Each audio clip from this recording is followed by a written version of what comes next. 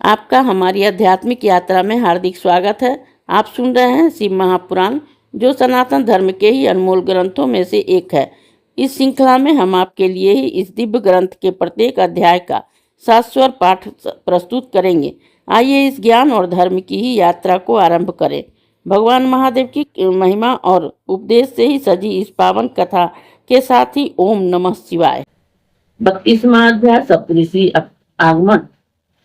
ब्रह्मा जी बोले, हे नारद, ब्राह्मण के इस वचनों से मैना के हृदय में बड़ा ही दुख हुआ। उसके नेत्रों में शोकाश्रु भर गए। वे महादुखी हो हिमालय के पास जाकर बोले, हे शैलेंद्र, मेरी बात सुनो। ब्राह्मण जो कह गया है उस पर विचार करने के लिए ही पार्वती को बुलाकर एक निश्चय कर लो।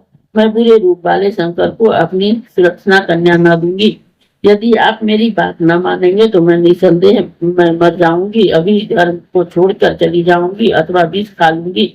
मैं गले में रस्सी बांधकर ही किसी वन में चली जाऊंगी अथवा महासमुद्र में गिर जाऊंगी, परंतु शिव को कन्या न दूंगी। ऐसा कहकर ही शोक से रोती हुई मैना पोख भवन में चली गई और खाना पीना त्याग कर पृथ्वी पर लौट गई।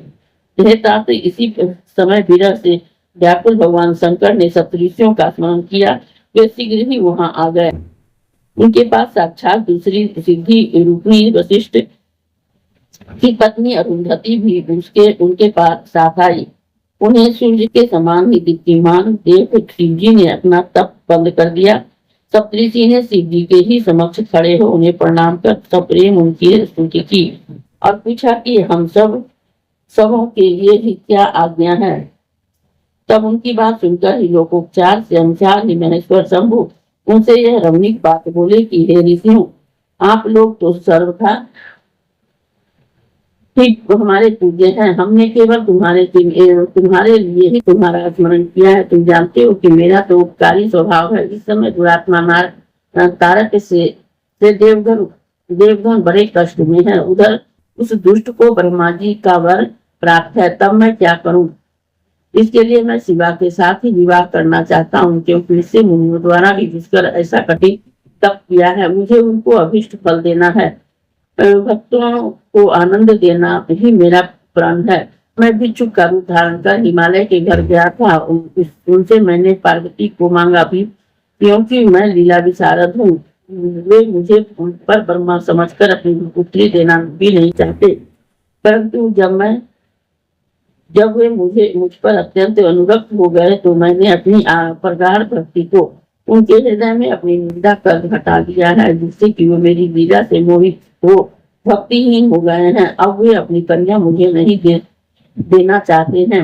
अतः अब तुम लोग हिमालय के घर जाकर उसे और पत्नी को मैना को समझाकर पार्वती से मेरा विवाह कराओगे। मैंने पार्वती को ही उसके स्वकृति भी दी है। देव कार्य के सिद्धि के लिए ही तुम हिमालय और मैना को समझाओ।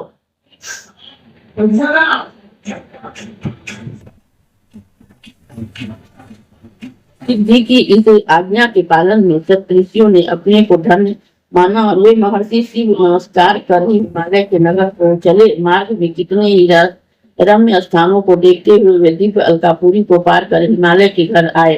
हिमालय ने सिर झुकाकर हाथ जोड़कर ऋषियों से प्रणाम कर उनकी बड़ी स्तुति की। फिर घर लाकर यथोचित पूजन कर कहा कि आज मेरा गृहस्थ आश्रम धन है।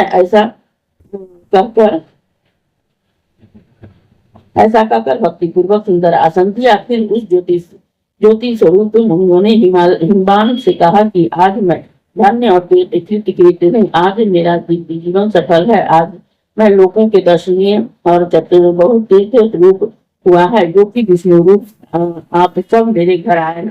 कैसे मुझे सेवक के लिए क्या कार्य है जिसे कि करने से मेरा जन्म सफल हो। इस अध्याय के श्रवण हेतु आपका हृदय से धन्यवाद। हम आशा करते हैं कि शिव महापुराण की यह दिव्य कथा आपको आध्यात्मिक शांति और गहन ज्ञान प्रदान कर रही होगी। कृपया अगले अध्याय के लिए हमारे साथ जुड़े रहें और अपने सुझाव एवं भावनाएं कमेंट के माध्यम से अवश्य साझा करें। धर्म, भक्ति और ज्ञान की इस पावन यात्रा में आपका साथ हमारे लिए अत्यंत मूल्यवान है। ओम नमः शिवाय। यदि यह प्रस्तुति आपको पसंद आई हो, लाइक करें, कमेंट करें, सब्सक्राइब जरूर करें, बेल आइकॉन दबाना ना भूलें ताकि अगला अध्याय आपसे छूटे नहीं। और इस पावन ज्ञान को ही शेयर करें अपने परिवार और मित्रों तक।